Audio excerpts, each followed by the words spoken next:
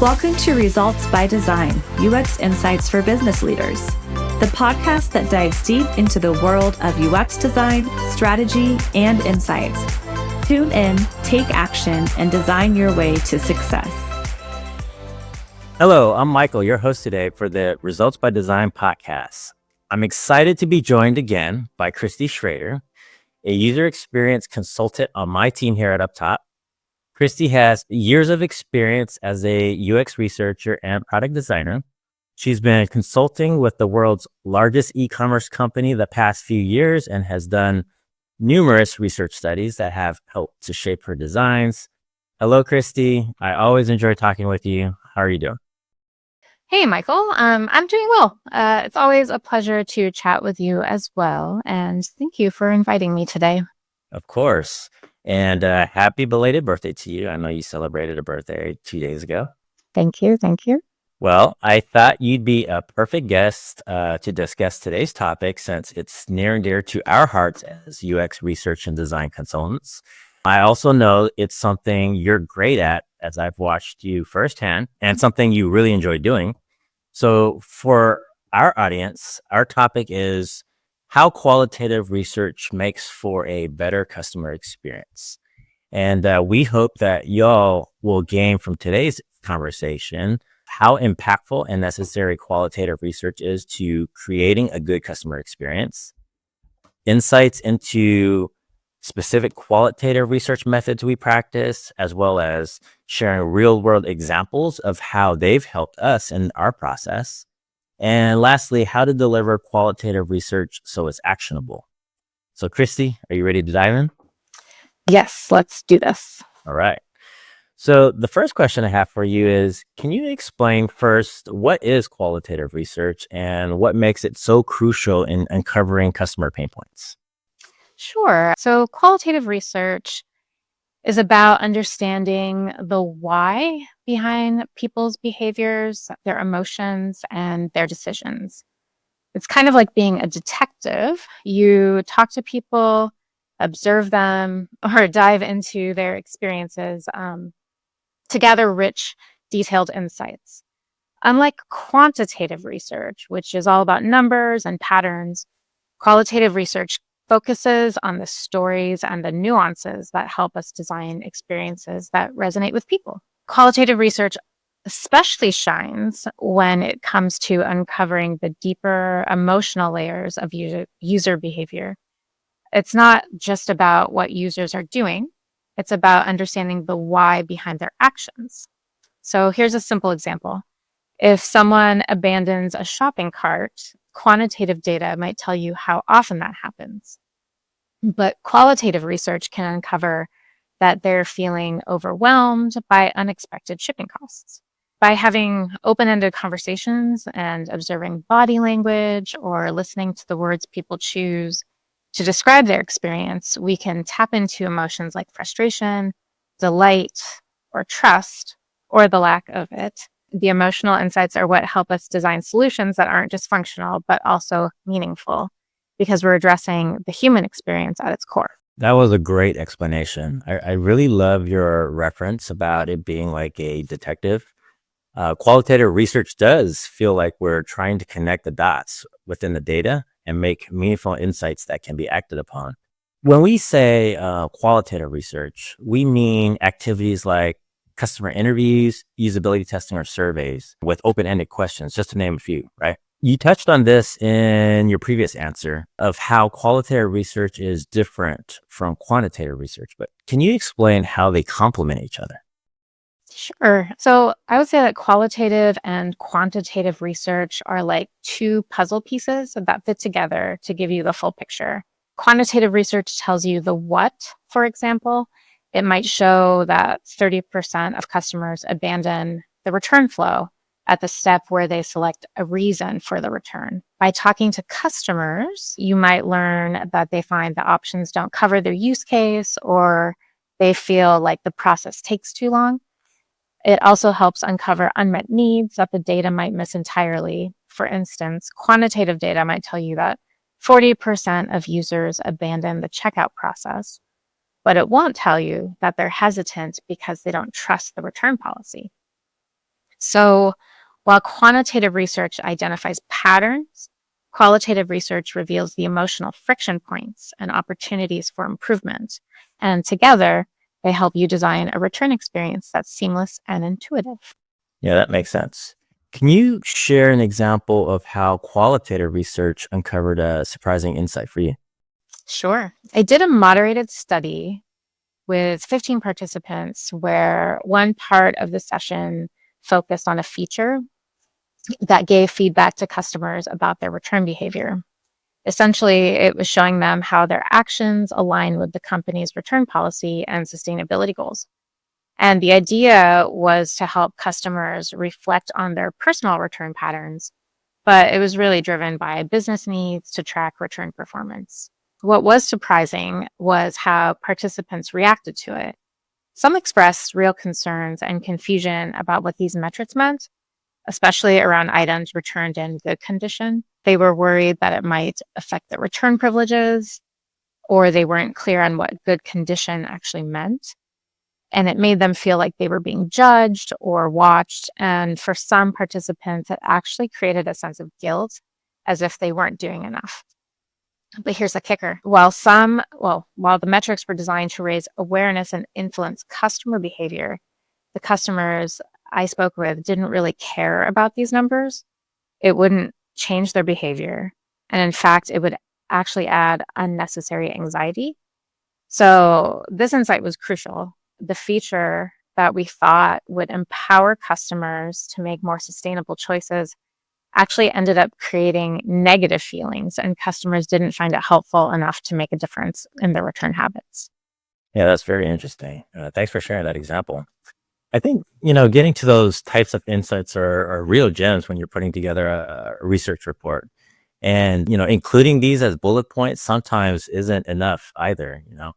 What I found is pulling direct quotes or embedding video clips of customers expressing themselves in their own words can make a whole world of difference when viewed by business decision makers. And as I mentioned earlier, you've been consulting with the world's largest e-commerce company the past several years.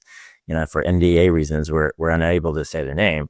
But can you walk us through how qualitative research has influenced their product roadmap? Absolutely. So the path isn't always straightforward. Sometimes we're improving an existing experience, like improving a return process, while other times we're creating something brand new that needs to be validated from the ground up. In my experience with this client, we always leverage customer interviews and usability testing as core methods. And while customer personas are a valuable qualitative research tool, also, they've only been utilized in one instance for the research that I've conducted.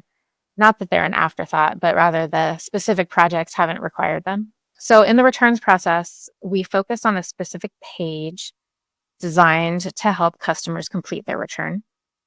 And we started by analyzing where the existing experience was falling short. And then through user interviews, we gained insights that helped us create customer personas to better tailor the return experience. And these interviews also revealed key pain points, such as overwhelming walls of text and difficulty isolating the most important information. And while we didn't immediately customize the page based on personas for this particular North Star vision, there are ideas to incorporate persona-based customizations in the future. But once we had a few design explorations, we used usability testing to gather feedback and refine the solutions further. And that iterative process ultimately led us to a solution that introduced more visual, scannable elements and greater transparency upfront about the refund process. These changes made it easier for customers to quickly find the information they needed and to feel more confident about the next steps in their return. Got it. So to summarize, you start with a hypothesis and use customer interviews to validate that hypothesis. Then you take the actionable insights and refine your designs iteratively. And then you mentioned a North Star vision. At what point do you create a North Star vision, and what are the general steps that follow? Yeah, a North Star vision is typically created when you're at a critical point where there's a need for clarity and alignment across teams, especially when you're tackling a big problem or planning for long-term improvements. It serves as a guiding principle that keeps everyone focused on the same ultimate goal, even as smaller details might shift along the way. In my experience, creating a North Star vision is a collaborative effort. For example, with this client, we've developed them in tandem with the product team. And it starts with gathering insights from qualitative research, things like customer interviews and usability testing, to deeply understand the pain points and opportunities. And at the same time, we bring in perspectives from stakeholders like product managers, designers, and engineers to align on the business priorities. And once we have that foundation, we distill everything into a clear aspirational statement. For example, in the return space, a North Star vision might be something like make returning an item as seamless and stress-free as buying one. From there, like the general steps that follow would include like step 1, breaking it down into actionable goals. What are the specific areas we need to improve, like simplifying navigation or making refund timelines more transparent? And step 2, I would say, are like prototyping and testing solutions, ensuring that the ideas align with both the vision and real user needs. And step 3 is aligning teams, constantly revisiting the North Star to make sure all decisions ladder up to it. And having that vision or that shared vision created with the product team is what helps us stay cohesive and grounded as we work towards delivering a better experience. Yeah, that makes total sense. In that process, what challenges did you face and how did you overcome them? Yeah, great question. And I'd actually like to touch upon another example that I mentioned, creating something brand new. So for a different initiative, we faced significant challenges when building a new returns related page from the ground up. This was a much more complex project because it required aligning stakeholders who had conflicting viewpoints about whether the page was even necessary. One of the biggest hurdles was proving the value of the page itself. Some stakeholders felt the current experience was sufficient, and others believed a new page could provide clarity and streamline the return process for customers. So qualitative research played a critical role here. Through customer interviews and usability studies, we identified a clear gap in how information was currently organized on the app. Customers struggled to navigate the process and lacked a centralized place to get the help they needed. So to validate the new page's purpose, we conducted a validation study where customers were shown the current experience alongside the proposed design. And the results were eye-opening. Customers realized that they did have a need for the new page once they saw how it improved their ability to complete the return and monitor their refunds. This evidence became a turning point in getting buy-in from stakeholders who were initially skeptical. Yeah, I remember this scenario that you Yeah. just detailed out. As consultants, we try our best to be neutral. So when we're put in the middle of dissenting opinions, rather than taking sides, we try to let the evidence speak for itself. And, us helping them arrive at those conclusions is, what we're really here for, right? For business leaders and designers listening, what are some best practices for conducting qualitative research? Great question. Let's see. So I would say one of the most important tips is to start with a clear goal. You should know what you're trying to learn. For example, if you're redesigning a return flow, you might focus on understanding where customers are getting stuck and how they feel during the process. Next, I would say recruit participants who reflect your actual user base. Talking to the right people is key because they're the ones who are actually experiencing the problem or use the product you're studying. If you're working on improving a return flow in an app, for example, speaking with customers who have recently tried to return something gives you relevant firsthand insights. If you're talking to the wrong group, like people who never use the return feature or aren't your target audience, you'll end up with feedback that doesn't reflect the real pain points or needs of your users. So you want your research grounded in authentic experiences so your design solutions truly resonate. Then, this is important, I would say create a comfortable environment. The goal is to make participants feel at ease so they open up. Preparing a script, reading it out loud, and to find any rough spots and practicing your tone can help you feel more relaxed and confident. Because when you're at ease, it's easier to create a comfortable atmosphere for your participants. Then make sure to ask open-ended questions instead of, was the step easy? You can ask something like, can you walk me through how you completed the step? And this lets you uncover insights maybe you wouldn't expect.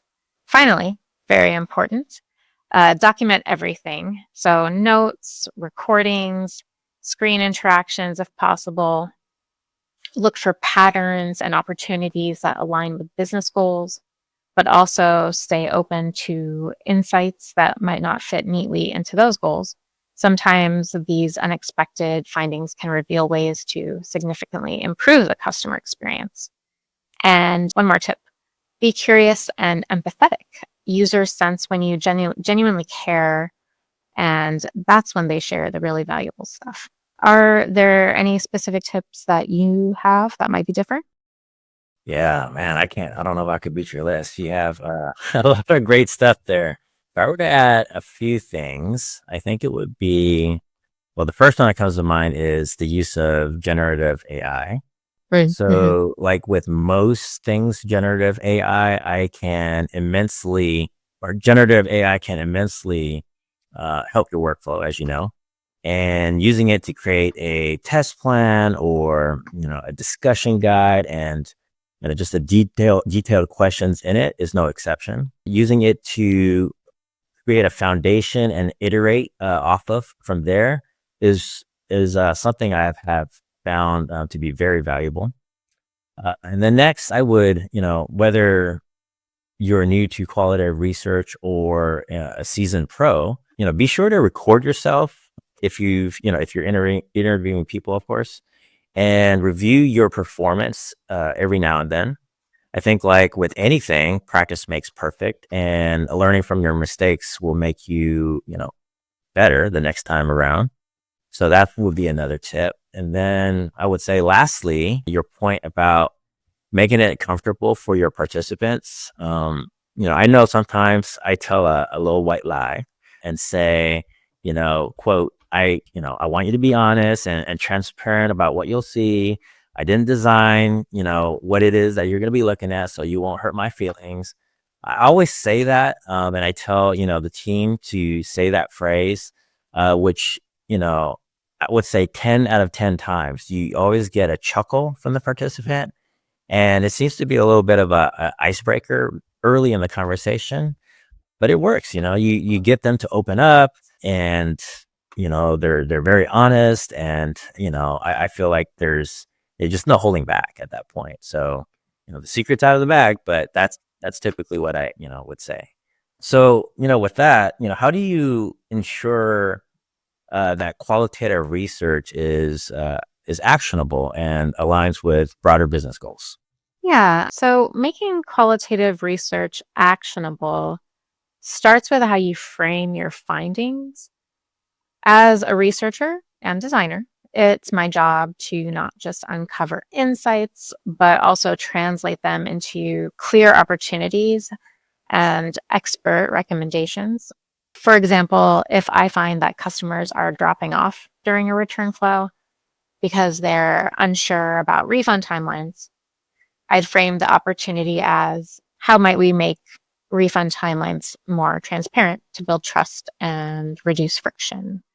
Then I'd recommend specific ways to address that, like adding a clear message about refund timing right at the start of the process.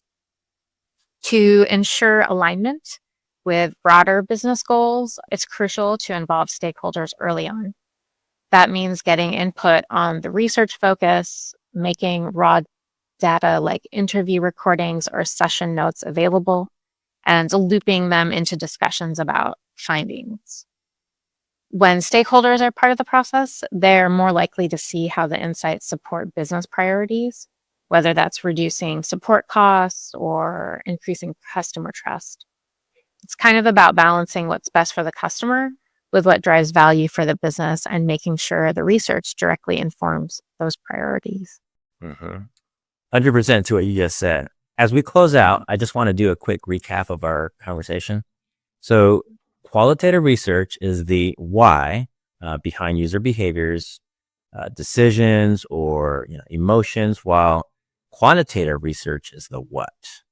And it uncovers the insights that identify emotional layers and friction points that quantitative data might miss. And then, however, they are complementary activities that help to tell a broader story. For example, I think like you were saying, quantitative data can tell you that you have a problem, on a certain page of a website.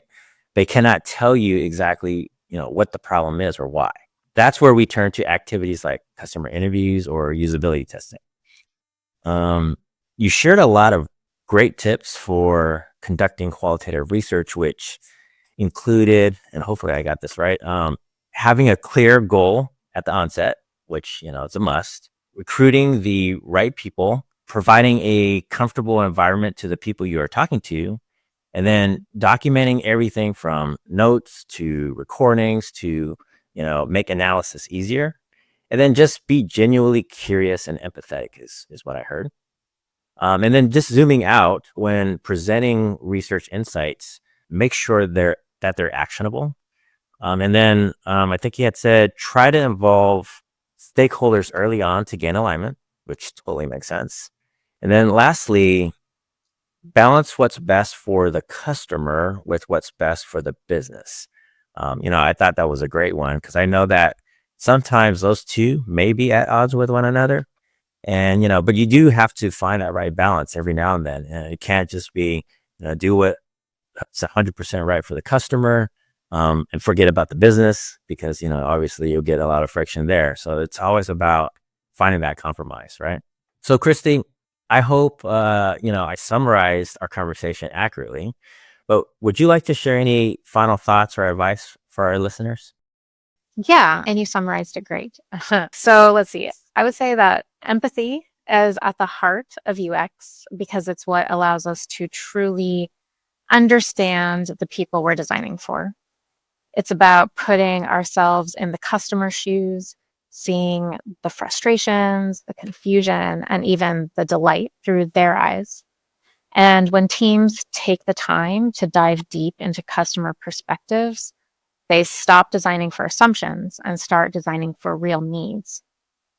In a return flow, you might think the process is clear and simple. But when you talk to customers, you might learn that they feel anxious about when their refund will go through or frustrated by unclear messaging. Encouraging empathy isn't just a feel-good exercise, it drives better results.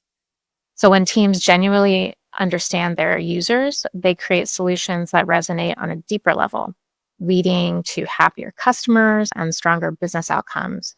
So take the time to listen, observe, and learn because the payoff is worth it. Well, with that, I'd like to thank you, Cristie, for joining the show today. Our conversation was great, and I think you've added a lot to the conversation. To our listeners, please hit that subscribe button if you liked what you heard. And, again, feel free to reach out to us on any specific topics you'd like to hear more about. Join us again next time as we explore innovative approaches to enhance your products and services, optimize customer interactions, and ultimately drive success for your organization. Tune in, take action, and design your way to success. Thanks for tuning in to Results by Design.